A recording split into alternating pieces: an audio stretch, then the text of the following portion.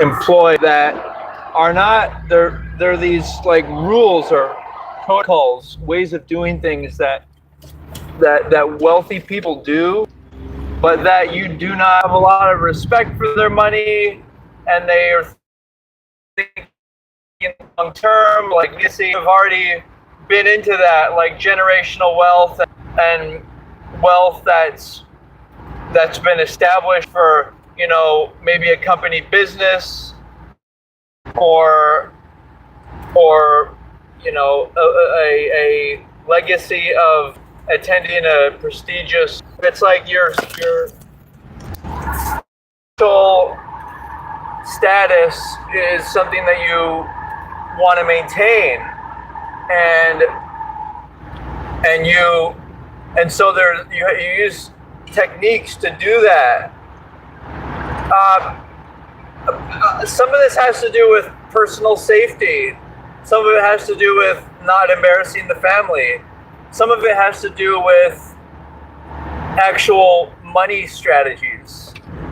So starting out, and some of these you've probably not heard before, because as you know, I have an inventive mind that likes to assume that there's stuff that people that people are not doing or don't know, because the world still is not a really ideal place. I'm sure there are some countries in the world that everything's good, ideal, but the trouble is that until the whole world is like that, it's like living on an island. If you're living on an island, and this will be rule number 1, don't act like you live on an island, because sustainability means thinking about what your future generations will have to do and how they'll get educated, and that they'll have to be stuff like not spoiled and work hard. That's already stuff that we understand. But point number 2 is stuff like when you have a good time, or you're having fun, or you're showing off perhaps, it can be useful to not do that in a public setting. Like a public setting or public way would be something like having expensive, or you've got generational wealth. There's a certain way that people dress that is appropriate for the moment. And by the way, some of these ideas I got from a YouTube channel called Alux, and they're really into their top 10 lists, which I think is easy for people to follow along, and why that's popular on YouTube. But they talk about this idea of dressing well, appropriate for the occasion, clothing that's either tailored or it fits properly. And another thing is, in the dress code, it's about not standing out.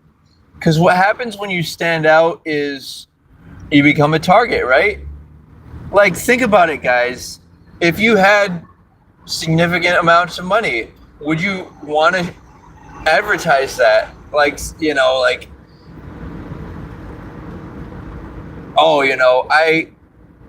I've got all this. Here, follow me to my house, or break into my window because I probably have something of value.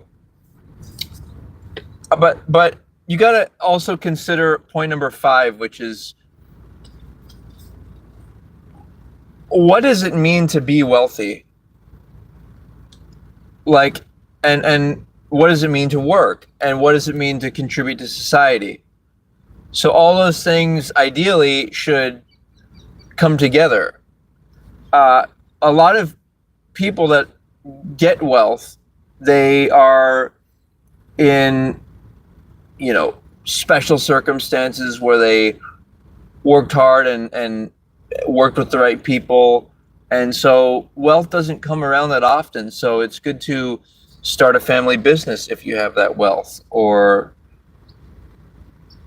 to have something where your future generations, because the likelihood that one person becomes a professional athlete or movie actor or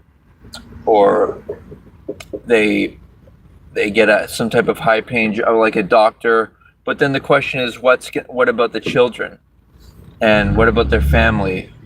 And so we need to transcend this idea of just wanting to get money from people, but rather wanting to offer a service or product or service, and that is going to improve people's lives. What does the market want?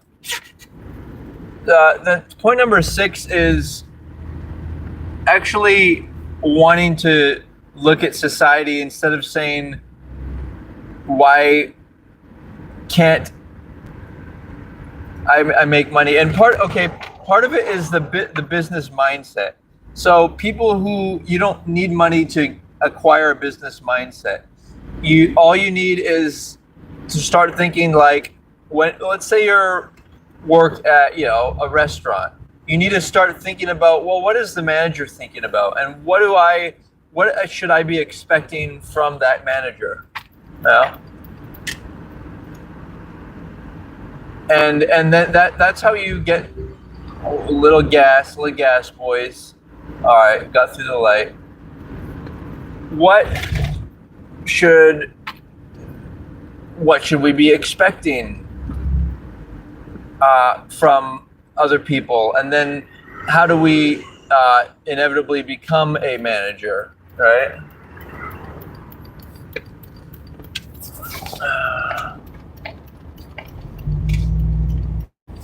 Yeah.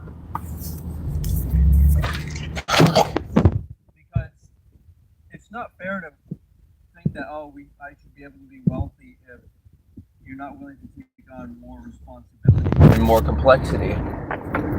And let's talk about point number 8, the idea of how to raise children.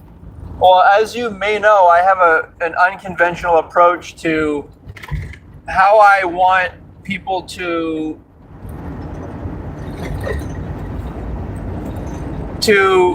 treat me and how I want to be treated. I don't want to be labeled as a father or mother or son or daughter, because I want to have equal relationships with other people. Egalitarian, where we call each other on a first name basis, because isn't that a stronger role if you are basing it off of shared values? And it's like in churches they use terms like brother John or sister Mary, so that's the direction I'm going with that whole thing. Because labeling somebody your higher authority, guess what that does? It actually puts you in a submissive state. Experiment with this. Try labeling your biological parents by such and such a way. And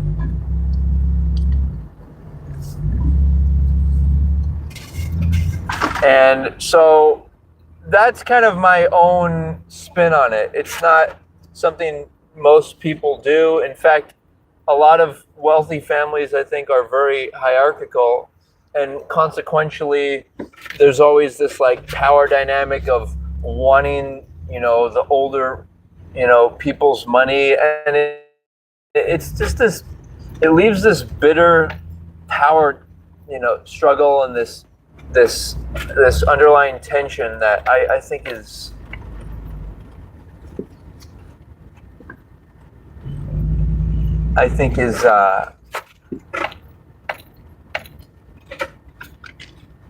Is no fun, and that's about as many as I can think up of. That's pretty good. 8 of 10. I want to try to share some more in the future, but for now, go check out alux.com. Alux, Google search that if you're interested in this particular topic, because they actually shed a lot of light on all of that. Alux on YouTube. But till next time, guys, aloha. And remember, you want to feel good about what you do. You know, part of that requires getting the learning about it, getting into the tools, getting into it, becoming a. This is probably number 9 right here. This is about the sport of work. Like, I really like to work. It's more important to me than other things, and so that's how I get. It's like a video game. That's how I get my sense of, doing something. So, if you can incorporate that, then hey, life's gonna be easy. All right, guys, and learning a lot of things, because when you know a lot of different things, it's easier to do, and so that'll allow you to do lots of different jobs. You can like Google search, like what are the different types of lawyer, or what are different types of trades, or just YouTube all this stuff and get quick snippets of stuff. So at least you know when you're dealing with people, contractors or whomever, you have a sense of what they should be able to do, their area of competence, and what their services should cost. So actually, I think that was about 10. That was pretty cool, guys. Glad we stuck in together on it, and feel free to watch the replay and check out Alux. Those guys talk a lot about this idea of what wealthy people do that differentiates them and creates a sustainable legacy. Just like if you compare the Rockefeller family's financial sustainability compared to the Vanderbilts, if you haven't done that. All right, guys. Aloha.